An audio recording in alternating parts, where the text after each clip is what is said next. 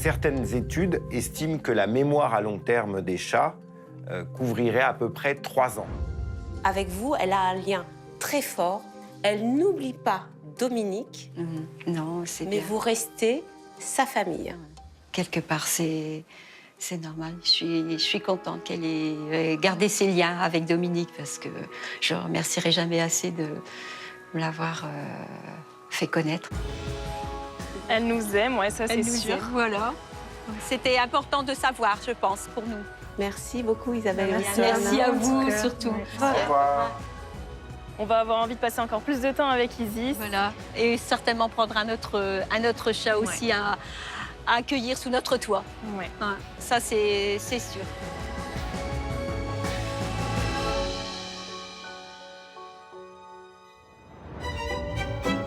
Bien souvent, on imagine que les chats, contrairement à nous, ont une mémoire de poisson rouge. Or, c'est complètement faux, hein, comme nous venons de le voir avec Isis. Vous vous souvenez d'Isis? Rassurez-moi. Hein? Alors déjà, la mémoire des chats est le fondement de leur processus d'apprentissage, puisque depuis tout petit déjà, ils observent leur maman pour apprendre tout ce dont ils ont besoin et apprendre à se protéger des éventuels dangers. Comme cette pomme de terre, par exemple. Oula. Ou cette brosse à dents électrique. Mère, brosse à dents de l'enfer, hein? Minou possède également une mémoire sélective, puisqu'il conserve uniquement les informations qu'il considère comme vitales et utiles pour le futur. Comme par exemple, décimer vos plantes. A priori, lui, il trouve ça utile, hein? Vous laissez dormir le matin? C'est pas très utile. Et à la question qu'on se pose tous, est-ce que mon chat se rappelle de moi? On peut enfin répondre oui, tant que vous lui êtes utile. Humain, utile. Pas utile. Puisque le meilleur ami des chats, c'est la routine, ils font clairement la différence entre les moments de présence de leur maître et les moments où ils sont seuls, livrés à eux-mêmes.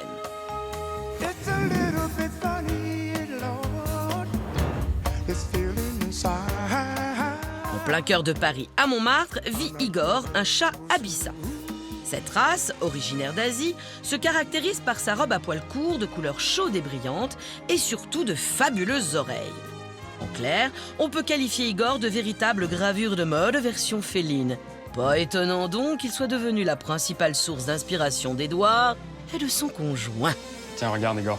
Papa, il a dessiné un portrait de famille. Édouard est designer textile et dessinateur. Il est sensible à la beauté qui l'entoure, donc forcément à son chat. C'est vrai que j'ai eu le coup de cœur pour la race abyssin parce que esthétiquement, je trouvais vraiment magnifique, que ce soit dans la couleur des yeux, la taille un peu disproportionnée de ses oreilles. Ça fait un chat, je trouve, qui est assez atypique. C'est vrai que je passe des longs moments à le regarder parce qu'il est très très beau, quoi. Oui, il est beau, gentil, affectueux, joueur, on connaît la chanson, ça va, hein. Sauf que depuis quelques mois, il y a un mais. Car oui, il y a toujours un mais avec les chats. Alors la grande particularité d'Igor, c'est qu'il aime s'attaquer au tissu. Ah bah ça c'est un comble hein, pour un chat de designer textile. Donc voilà, une de ses premières victimes, c'est un débardeur qui m'appartient. Des manches, comme ça, chaussettes, voilà, ça c'est vraiment son petit crush, quoi. Il y a ce genre des couettes qu'on va jeter, hein, parce que voilà, il nous mange tous les coins. On peut le dire, là où Igor passe, les tissus trépassent. Igor s'attaque aussi à la déco, comme nos rideaux. Ah non, pas la déco, hein. Bon, il s'attaque aussi aux lacets de chaussures, aux sacs. À chaque absence d'Édouard ou de son compagnon, c'est un bout de l'appart qui disparaît. C'est très souvent à notre tour qu'on retrouve voilà, des vêtements déchiquetés. Peut-être qu'il essaie de faire passer un message également. Si tu sors encore, pense à ton prochain pantalon, ton prochain t-shirt. Je vais lui faire sa fête, quoi. C'est dommage qu'il ne mange pas les moutons de poussière, ça aurait été pratique, hein. Bien que ça fasse sourire. Bon, c'est pas si drôle que ça, en vrai, hein. Il a failli en mourir plusieurs fois, en fait. Et on a dû l'amener en urgence de nombreuses fois chez le vétérinaire pour se faire opérer, pour récupérer ce qu'il y avait dans son ventre, parce que ça ne passait plus, évidemment. Alors, nous avons un florilège de consultations, des petites échographies qui nous montrent ce qu'il a ingéré. Je vous avoue, je ne sais plus trop ce que c'est là. Je pense que c'était pour un lacet. C'est vrai qu'au-delà du fait de devoir débourser des grosses sommes, effectivement, c'est plus moi au niveau de sa santé que ça me pose problème. Parce que nous, le vétérinaire nous a dit on peut l'ouvrir une fois, 2 fois, mais on va pas lui installer un zip. Hein. Ça va pas durer éternellement, quoi. Hein. Mais n'y a-t-il rien à faire pour l'empêcher de dévorer toute la garde-robe? On a tout essayé. Hein. On a déjà essayé le psy, on a essayé les médicaments, on a essayé différents jeux, différentes croquettes. Rien n'y fait. Il faut qu'on trouve une solution rapidement pour Igor, clairement. S'il y a quelque chose qui le dérange là où il vit, bah, j'aimerais savoir quoi pour pouvoir y remédier, quoi, tout simplement. Édouard s'est absenté durant 2 week-ends. Pour surveiller Igor, nous avons donc équipé l'appartement de caméras fixes. Ainsi, nous avons pu observer le comportement pour le moins surprenant et insolite de ce bel abyssin. Il est maintenant l'heure de découvrir ce qu'il a réellement fait une fois seul à la maison, s'il a dévoré toute la penderie, s'il est resté sage. Laetitia Barlerin, notre vétérinaire et comportementaliste, va bientôt nous le dire. Ah ah!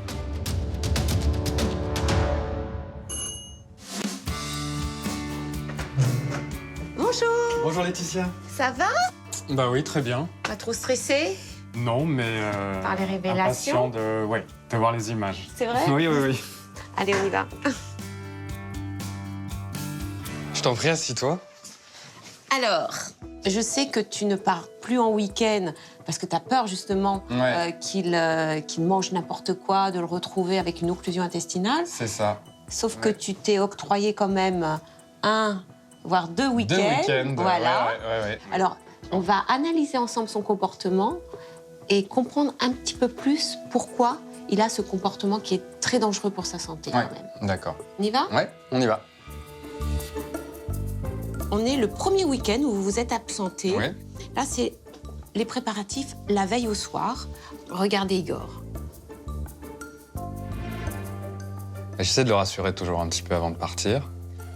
On est quand même la veille du départ. hein. Ouais, Vous ouais. essayez de le rassurer la veille du départ. Ouais. Et là, il se... Bah pour moi, là, il se lave. Alors, c'est pas franchement du toilettage pour être tout beau parce que vous allez partir. C'est pour se calmer. Parce qu'il sent une tension autour de lui. D'accord. Il absorbe cette tension. Et donc, pour se calmer, il prend contact avec son corps et il se lèche. D'accord. Regardez. Alors ça, c'est une demi-heure après votre départ. Donc là, déjà, je me demande si il commence à s'intéresser à la couette du lit, j'ai l'impression. Ok, bah là, il s'attaque à la couette. À sa couette. À sa couette. couverture. Sa couverture, ça? Ouais. Je m'interroge sur le fait du pourquoi, en fait. Pourquoi il se met à faire ça? Il en a un besoin, là. C'est compulsif. Ça a l'air d'être un vrai besoin, quoi. Ah oui. Et là, il va... Là, il va aller manger, certainement. Ouais. Bah, je préfère qu'il s'attaque à ses croquettes pour le moment. Je sens que ça va pas durer. Qu'est-ce qu'il fait, là? Ah bah là, il s'attaque à sa queue, en fait. D'accord. Ouais, bah ça, il nous le fait souvent, hein, pour le coup. Une espèce de rituel comme ça qu'il nous fait un peu tous les jours. Voilà, Et là, il y retourne. Oui. Alors, il a fait ça 7 fois, 7 fois. Ah ouais. aller-retour, entre sa gamelle et le plaid. C'est quand même étrange comme rituel, là. Hein. Et il remange sa queue à nouveau. Alors, c'est un rituel, mais c'est plus qu'un rituel, là. Oui. C'est ce qu'on appelle un toc.